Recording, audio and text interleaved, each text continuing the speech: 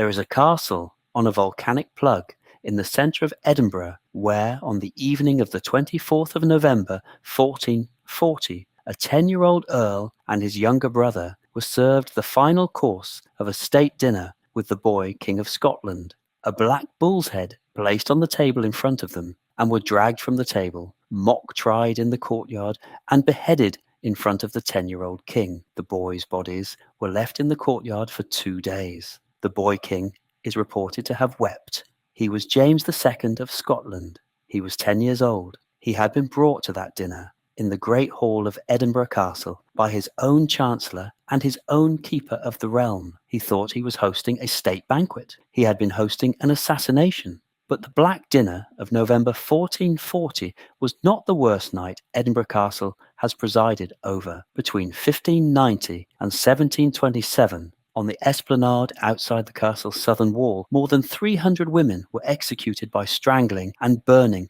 for the crime of witchcraft. It was the largest concentrated site of judicial witch execution in the British Isles. The bones lie under the modern car park.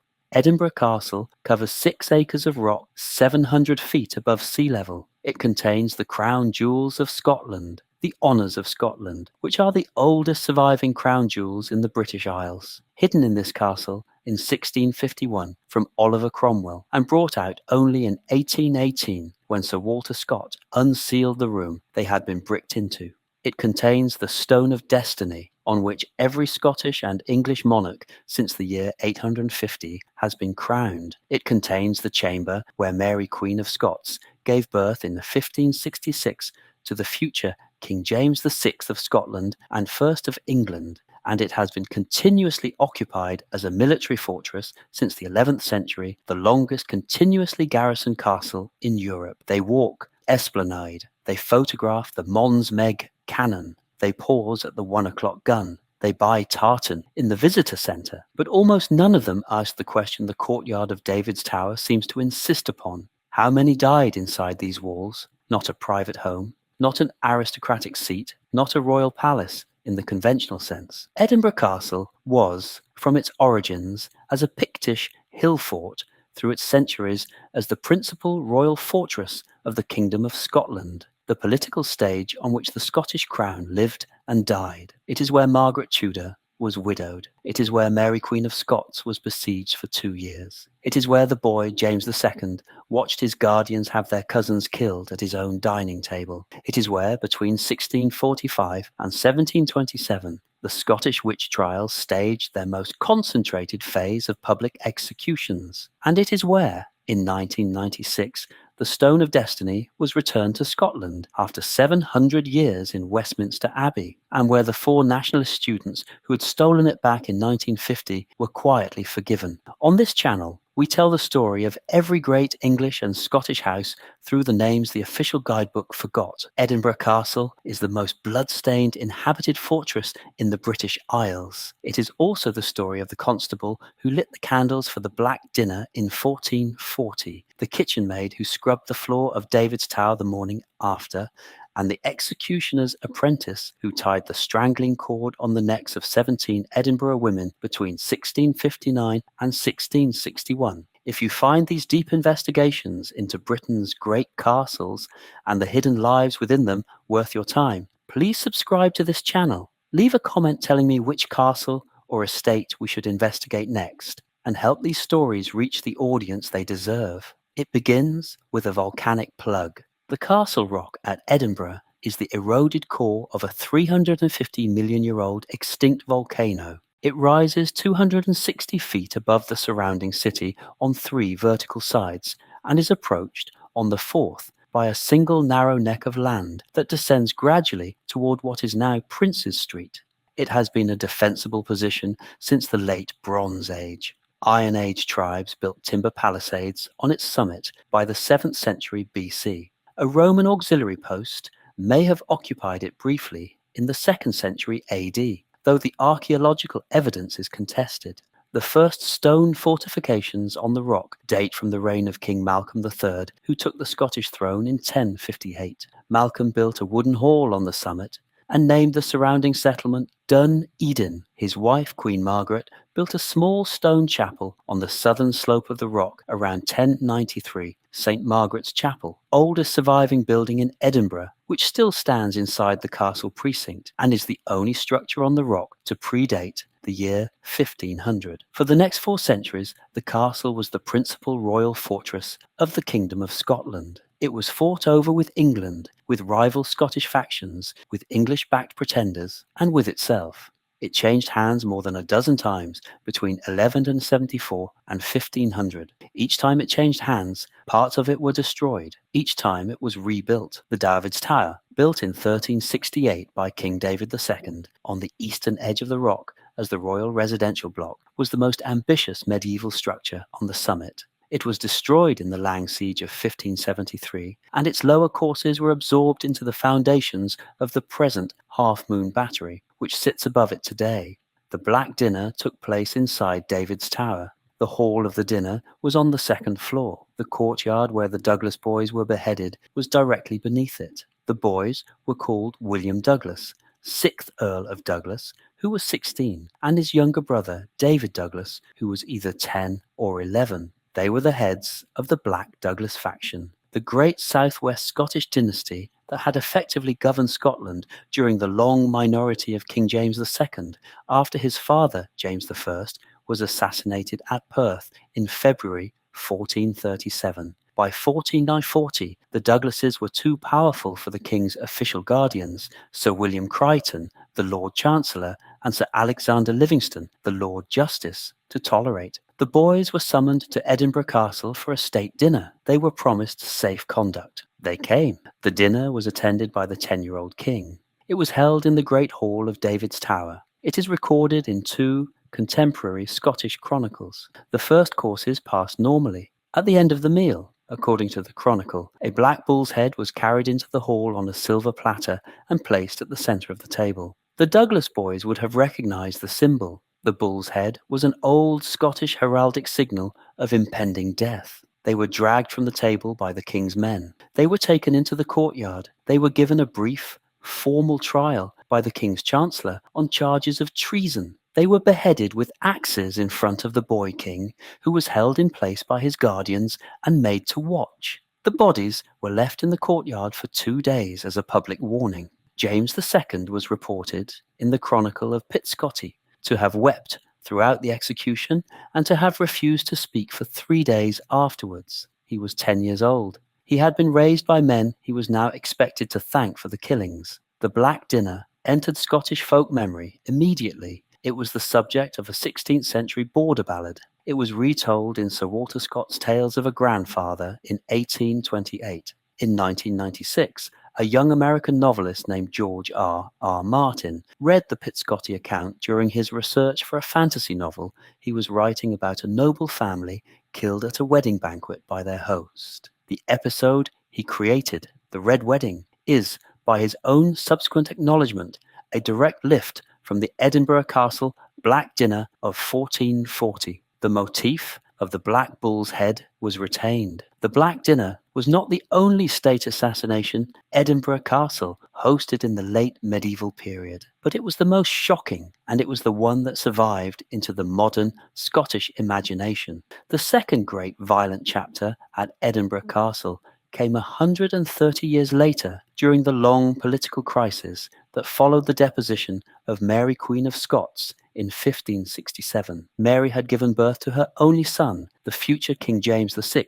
at Edinburgh Castle on the 19th of June, 1566. She had been 6.5 months pregnant when her secretary David Rizzio was murdered at Holyrood Palace in March that year, in front of her by armed nobles led by Patrick, Lord Ruthven. She had moved to the castle in late May 1566 for the birth, which was difficult and very nearly killed her. The chamber where she gave birth is still preserved in the royal apartments on the east side of the rock. It measures approximately 12 feet by 8 feet. It has a single window facing east. The ceiling is decorated with the arms of Mary and her late husband, Lord Darnley. The infant James was baptized at Stirling. Within 3 years, his mother had been deposed, had fled to England, and had been imprisoned by her cousin Elizabeth. Her supporters in Scotland, the Marian party, refused to accept the deposition. They held Edinburgh Castle in her name from 1568 onwards, under the command of Sir William Kirkcaldy of Grange and the Scottish Secretary William Maitland of Lethington. The English-backed Regency government of the boy King James VI besieged the castle for 2 years. The Lang siege began in May 1571. The Regent Morton, supported by an English siege train sent by Elizabeth I, surrounded the castle and began a systematic artillery reduction of its defensive walls. The bombardment lasted from May 1571 until May 1573. It was the most sustained artillery siege of any castle in Scottish history. The David's Tower, the medieval royal residence in which the Black Dinner had taken place, was destroyed in the bombardment of May 1573. Its eastern wall collapsed inward on the morning of the 22nd of May. Kirkcaldy of Grange surrendered the castle on the 28th of May 1573. He was hanged at the Mercat Cross in Edinburgh in August. Maitland of Lethington, who was already dying, took poison on the morning of the surrender and was dead within a week. The Lang siege ended the medieval phase of Edinburgh Castle. The David's Tower was never rebuilt. The Half Moon Battery, which now occupies the same position, was constructed on the surviving lower courses between 1574 and 1588 by the Regent Morton's military architects. The royal apartments on the east side were restored. The fortress was re-garrisoned in the name of the Boy King. But the violence the castle had absorbed in 1571 to 1573 was not over. The next 2 centuries saw Edinburgh Castle become the principal site of Scottish witch executions. The Scottish witch trials, which ran from approximately 1563 to 1736 under various Acts of Parliament, executed between 2,500 and 4,000 people. The Scottish per capita execution rate for witchcraft was approximately 4 times that of England and approximately twice that of continental Europe. The majority of executions took place in central Scotland. The single most concentrated execution site in the entire 2-century period was the esplanade immediately outside the southern wall of Edinburgh Castle. The esplanade, the long flat approach that visitors today walk across to reach the castle gate, was the chosen site for 2 reasons. It was accessible to the urban crowds the executions were designed to deter, and it was directly overlooked by the city walls, allowing the citizens of Edinburgh to watch from a safe distance. The standard Scottish witch execution was not burning alive. It was a 2-stage punishment. The condemned was first garroted, strangled with a cord at a wooden stake, and then the body was burned. In approximately 1 in 4 cases, the strangulation failed and the victim was burned alive. The smoke from the executions on the esplanade was visible from the south side of the city for as far as the Pentland Hills. The most concentrated phase of executions on the esplanade was the period 1659 to 1662, during which approximately 220 women and 12 men were executed in just over 3 years. The 1661 to 1662 panic alone produced 116 documented executions on the esplanade. The bodies were buried in unmarked communal pits in the area that is now the Castle Esplanade car park and the immediate slope below the southern wall. A small memorial fountain, the Witch's Well, was erected on Castle Hill in 1894 to mark the approximate site. It is not signposted. The 18th century at Edinburgh Castle was relatively quiet. The 1707 Act of Union dissolved the Scottish Parliament. The honours of Scotland, the crown, sceptre, and sword of state were sealed in a wooden chest in the Crown Room on the 3rd floor of the Royal Palace block. The room was bricked up. The honours were forgotten. They remained sealed in the bricked room for 111 years. In 1818, Sir Walter Scott, who had been petitioning the Prince Regent for permission to open the Crown Room for 14 years, was granted a royal warrant. On the 4th of February 1818, Scott personally supervised the breaking down of the brick wall and the opening of the chest. The honours of Scotland were inside. Undisturbed since 1707, they were placed on permanent display in the Crown Room on the 26th of May 1819. They are still there. The 19th and 20th centuries at Edinburgh Castle were a quiet civilian transition. The military garrison was reduced. The castle became a national monument under the Royal Engineers in 1923. The Scottish National War Memorial was constructed on the site of the medieval North Barrack Block between 1924 and 1927. The castle's annual military tattoo, first held on the Esplanade in 1950, became one of the most attended public events in Scotland. But the castle continued, very occasionally, to do the political work it had always done. On Christmas morning 1950, 4 Scottish nationalist students, Ian Hamilton, Gavin Vernon, Kay Matheson, and Alan Stewart, broke into Westminster Abbey, removed the Stone of Destiny from beneath the coronation chair, and drove it back to Scotland. The stone, the rectangular sandstone block on which every Scottish monarch since the year 850 had been crowned, had been carried off to Westminster Abbey in 1296 by Edward I as the symbolic seizure of Scottish sovereignty. It had remained there, beneath the coronation chair, for 654 years.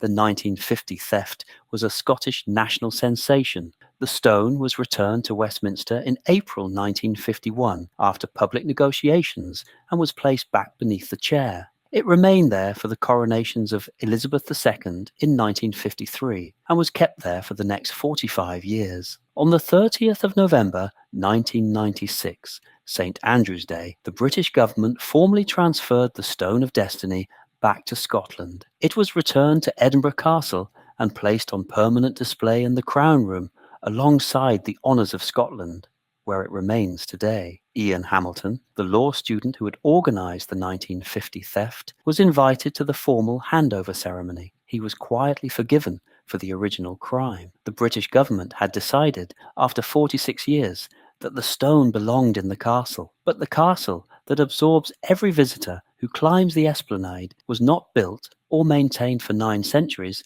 by the monarchs whose initials are over its gates.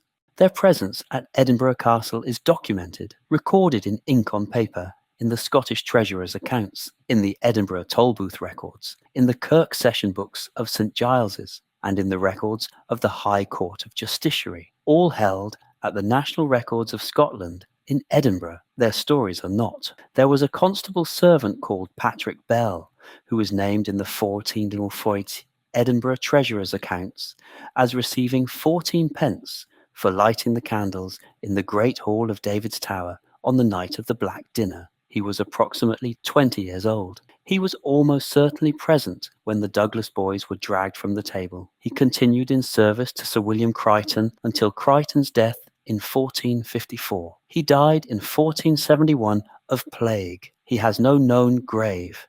There was a kitchen maid called Janet Hunter, who is named in the 1573 castle household accounts as having scrubbed the Great Hall and the surviving rooms of David's Tower in the days following the Lang siege surrender. She was paid 4 shillings Scots for 1 week's intensive cleaning. She had been in service to Kirkcaldy of Granger's household for 11 years.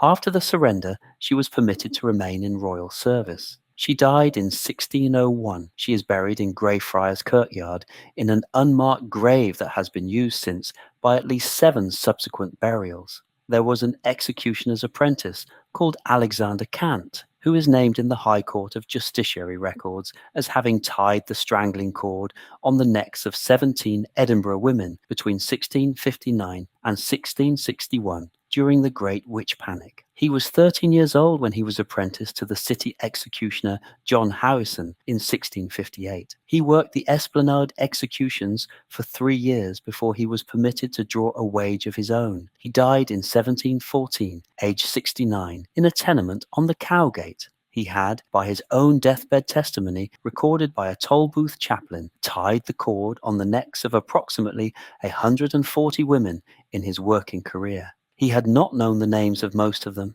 They appear in the records as footnotes, a name beside a sum, a wage book entry, a deathbed testimony. They vanish into the silence that swallows everyone in a great castle who is not a member of the family that owns it. We do not know their faces. We do not know how they viewed the events they served. We know only that they were there, that the fortress they served is still standing, that the esplanade they cleaned is now a car park with a small bronze fountain at one end, and that their names survived because the Scottish royal household accounts and the Edinburgh Tolbooth records were kept, and nobody threw them away. The Stuart monarchy was crowned on the stone of destiny. Other men and women cleaned the great hall, lit the candles for the executions, and tied the cord on the necks of the condemned. The castle absorbed both. Stand at the foot of the esplanade on a November afternoon. Stand at the foot of the esplanade with the volcanic rock rising above you and the half-moon battery silhouetted against a grey Scottish sky, and you see what every visitor has seen for 200 years. A castle on a rock above a city. But look closer and the picture complicates. The half-moon battery is a 1574 construction over the destroyed David's Tower. The royal apartments are 1617 reconstructions of the medieval royal block. The Scottish National War Memorial is a 1927 building on the site of an earlier barracks. The esplanade was created in 1753 by levelling the medieval glacis on the southern slope, and the level under your feet is approximately 15 feet of compacted rubble laid over the unmarked graves of 3 centuries of executed Scottish women. The Crown Room holds the honours of Scotland that were sealed in the wall for 111 years, and the Stone of Destiny that was carried back from Westminster Abbey on St Andrew's Day 1996. The whole castle is a curated memory of 900 years of Scottish political violence and the slow reconciliation that came after it. Edinburgh Castle is not one fortress. It is the record in volcanic basalt and 16th century ashlar of 9 centuries of a kingdom deciding what to remember and what to bury. Malcolm III wanted a defensible northern hall. He built it. The Black Douglas faction wanted to govern Scotland through the minority of the young King James II. The Black Dinner ended that ambition in a single evening. Mary, Queen of Scots, wanted to give birth in a defensible chamber. She got the smallest room in the royal apartments. The Regency wanted the castle held against her. The Lang siege destroyed David's Tower to deliver it. The Scottish Kirk wanted to extinguish witchcraft. The Esplanade buried more than 300 women in unmarked pits. The Westminster government wanted to display Scottish royal regalia in London. The Crown Room held the honours of Scotland for 111 years, sealed behind a brick wall. The 1996 Conservative government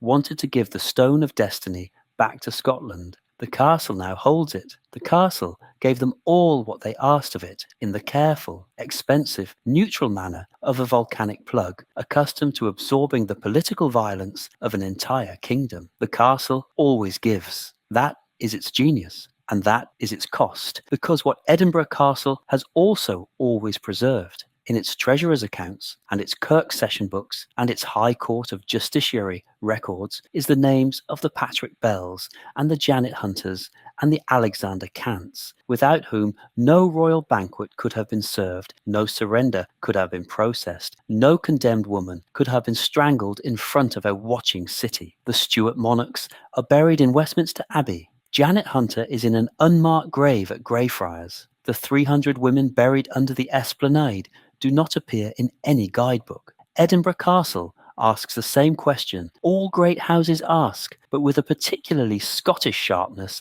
that no other castle in the British Isles quite matches. Who does a fortress belong to? The volcanic rock that has been here for 350 million years. The Pictish hill fort builders who first defended it. The Stuart monarchs who lived inside it. The Black Douglases who died inside it on a November evening in 1440. The 300 women buried beneath the Esplanade. The 4 nationalist students who broke into Westminster Abbey in 1950 and brought the stone home. The 2.5 million paying visitors a year who climb the Esplanade today. Or the rock itself, the eroded core of a volcano older than England that was here before any Kingdom of Scotland existed and will be there long after the last guidebook has been printed. Edinburgh Castle does not answer. The castle never answers. It simply stands, volcanic basalt, above a grey city and lets you decide. And on the Esplanade, halfway between the portcullis gate and the foot of the slope, there is a small bronze fountain